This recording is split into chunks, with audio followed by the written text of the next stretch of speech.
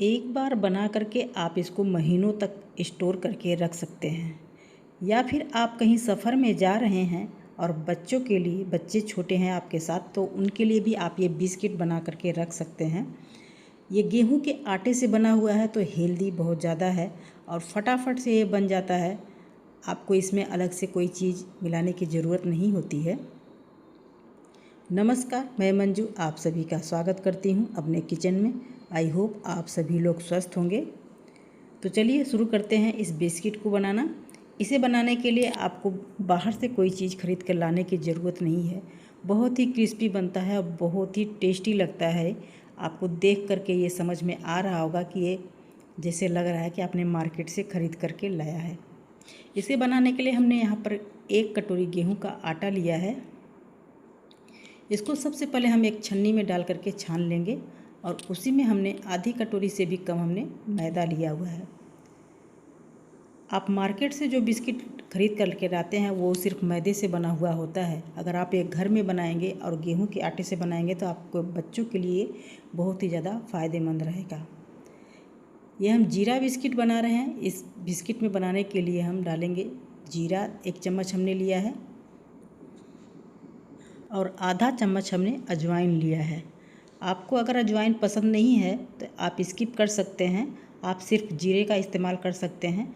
आप चाहें तो इसमें कच्चा भी जीरा और अजवाइन डाल सकते हैं, लेकिन हल्का सा अगर रोस्ट कर लेंगे तो इसका फ्लेवर बहुत ही ज़्यादा अच्छा लगेगा, इसमें और भी ज़्यादा ये टेस्टी लगेगा। बहुत ज़्यादा आपको जला करके नहीं लेना है, हल्का सा बस रोस्ट करना है। इसके बाद इसको हल्का सा हम क्रश कर लेंगे बेलन की सहायता से। इसको आपको पीसना भी नहीं है, बारीक दरदरा सा हल्का सा ये क्रश हो जाएगा तो बहुत अच्छा फ्लेवर जो है पूरे आटे में ये मिक्स हो जाएगा। तो आप इसकी जगह बिना भुने ही आप ले सकते हैं जीरा। और यहाँ पर हम इसके फ्लेवर को और भी अच्छा बनाने के लिए हमने लिया है यहाँ पर कसूरी मेथी। ये भी हमने हल्का सा गर्म कर लिया था ताकि ये अच्छे से क्रश हो सके और हाथों से इसको मसल कर हम इसमें मिला देंगे। और स्वाद के लिए हम इसमें नमकीन जीरा बिस्किट बना रहे हैं तो स्वाद के लिए हम इसमें नमक डालेंगे। हल्का सा बिस्किट में मिठास भी आया तो हमने 2 चम्मच पिसा हुआ चीनी भी डाला है इसमें। अगर चीनी आपको इसमें ज़्यादा नहीं डालना है, नहीं बहुत ज़्यादा ये मीठा बिस्किट बन जाएगा, क्योंकि हम इसमें नमकीन बिस्किट बना रहे हैं तो हमें नमक अच्छा इसमें मतलब टेस्ट पूरा आए नमक उतना डालना है। और चीनी की मात्रा हमें 1 या 2 चम्मच ही रखनी है। इसमें मोयम देने के लिए हमने देसी घी का इस्तेमाल किया है। हमने 2 चम्मच इसमें देसी घी डाला है। आप देसी घी की जगह रिफाइंड तेल का भी इस्तेमाल कर सकते हैं, क्योंकि जो हम मार्केट से बिस्किट खरीद करके लाते हैं उसमें किसी देसी घी का इस्तेमाल नहीं होता है, वो रिफाइंड तेल से ही बनाया जाता है। तो यहाँ पर हमने देसी घी का इस्तेमाल ये कर लिया है और ये घी की वजह से ये टेस्ट भी इसका अच्छा आएगा, घी की खुशबू इसमें आएगी। इसको हाथों से मसल करके मोयम जैसे देते हैं उस तरीके से मिक्स करके इसको बना लेंगे। मोयम सही है कि नहीं है ये चेक करने के लिए इसको मुट्ठी बना करके देखेंगे। अगर आपको लग रहा है कि थोड़ा सा कम है तो थोड़ा आप आधा चम्मच करीब इसमें घी और मिला सकते हैं। उसके बाद हम इसमें नॉर्मल पानी से आटे का डो लगाएंगे। बिल्कुल टाइट डो बनाना है हमको। आप पानी की जगह दूध का भी इस्तेमाल कर सकते हैं डो लगाने के लिए।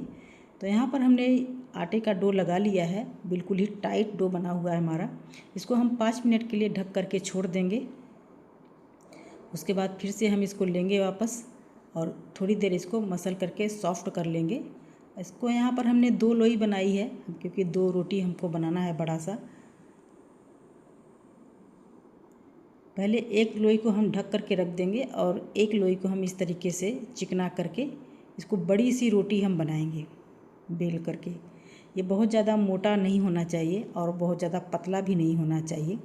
अगर ये बिस्किट आपने बना करके रख लिया तो महीनों तक ख़राब नहीं होता है, इसको खा सकते हैं। बच्चों के लिए तो बहुत ही ज़्यादा फ़ायदेमंद रहेगा, क्योंकि छोटे बच्चों को कुछ ना कुछ चाहिए होता है खाने के लिए। तो ये बिस्किट अगर आपने बना लिया तो आपको बाहर से ख़रीदने की ज़रूरत नहीं पड़ेगी। घर में आपके बच्चे गेहूं के आटे से बना हुआ हेल्दी बिस्किट खाएंगे। क्योंकि हम इसमें जीरा बिस्किट बना रहे हैं, हमने अंदर तो आटे में जीरा हमने डाला ही है, इसके बाद हम ऊपर से भी थोड़ा सा जीरा लगाएंगे। तो नीचे हमने लोई के नीचे भी थोड़ा सा जीरा छिड़क दिया था और लोई के ऊपर भी थोड़ा सा जीरा हमने डाल दिया है। ये बाद में जो हमने जीरा डाला है ये कच्चा ही है, इसकी मोटाई आप देख लीजिए, इतना मोटा रखना है आपको। और जीरा डालने के बाद इसको बेलन से अच्छे से बेल लेंगे ताकि जीरा जो है आटे में चिपक जाए। नहीं तो ये जब हम तेल में फ्राई करने के लिए डालेंगे तो पूरा जीरा जो है निकल जाएगा। तो इसलिए इसको दबाना, यानी बेलन से दबा करके हल्का सा बेल देंगे तो पूरा जीरा जो है आटे में अच्छे से चिपक जाएगा। आपके पास कोई कुकीज़ कटर है इस तरीके से, कोई भी डिज़ाइन का है, आप उससे इस तरीके से काट सकते हैं। कोई कुकीज़ कटर नहीं है तो आपके पास छोटी कटोरी होगी या छोटा गिलास होगा या कोई ढक्कन होगा छोटा सा, उससे आप ये काट करके इसको बना सकते हैं बिस्किट। कोई चीज़ नहीं है तो आप चाकू की सहायता से चौकोर शेप में भी इसको काट करके बनाएंगे तो जैसे चौकोर बिस्कुट होता है इस तरीके का शेप आएगा तो भी बहुत ही अच्छा लगेगा। हमने इस कुकीज़ कटर से कटिंग किया है क्योंकि हमारे पास था, तो इस तरीके से हमने काट करके ये बिस्किट बना लिया है। तो इसका शेप देखिए एक बराबर आएगा इस तरीके से, अगर आप किसी चीज़ से काट करके लेते हैं तो। हमने गैस पर तेल रख दिया है पहले ही गर्म होने के लिए। तेल हमें बहुत ज़्यादा हाई गरम नहीं करना है, बिल्कुल ही हल्का धीमा गरम होना चाहिए। गैस की फ्लेम बिल्कुल ही धीमी होनी चाहिए। हमने छोटा सा आटा डाल करके इसमें चेक कर लिया है, तो आटा तेल जो है हमारा ज़्यादा गरम नहीं है। ये आपको देखने में समझ में आ रहा होगा कि तेल बिल्कुल ही कम गरम है और ऐसे ही तेल में हमको डालना है। तो एक बार में जितना बिस्किट आ जाएगा उतना हम तेल में डाल देंगे और इसको सिकने देंगे। जब तक वो सिकेगा हम दूसरा जो लोई रखे थे उसको भी हम बेल करके तैयार कर लेंगे। बेलने के बाद हमने इसमें कांटे से इस तरीके से छेद कर दिया है ताकि कोई बिस्किट हमारा फूले ना।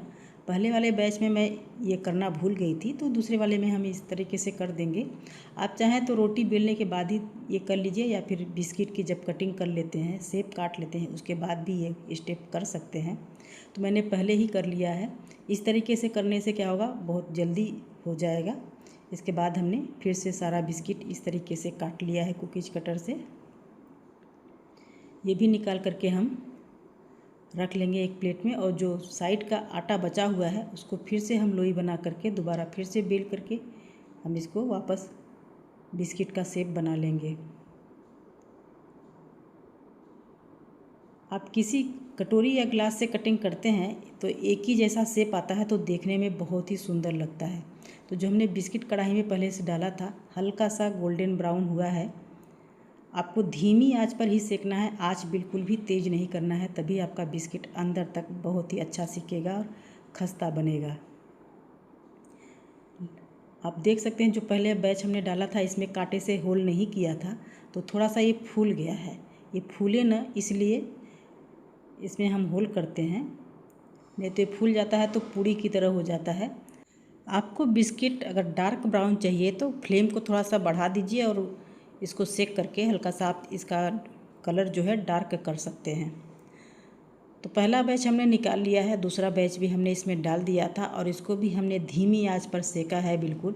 और ये दूसरा बैच जो हमने डाला था इसमें एक भी बिस्कुट हमारा फूला हुआ नहीं है। सच में इसका टेस्ट बहुत ही अमेजिंग था, खाने में बहुत ही मस्त लग रहा था और बहुत ही खस्ता बना हुआ था।